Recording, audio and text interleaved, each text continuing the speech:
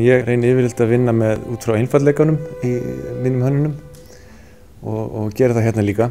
Og við erum að vinna með tungsteinlýsingu aðalega, ekki neina liti sem svo gamla glóperan í rauninni, og erum að vinna meira með ljósmagn og ljósleysi.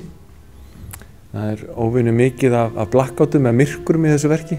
Það svona gamaldags háttur að slökkva á milli senana, og það eitthvað sem menn hafa svona forðast undanfarin ár, en við erum alveg að fara bara á fullu inn í þessu verki.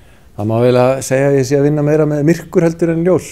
Faðirinn frábær sýning og spennandi á margan hátt. Kannski sérstaklega hvernig það setur mann inn í aðstæður og hugarheims aðalpersónunnar og hvernig maður upplifir hans galla með honum.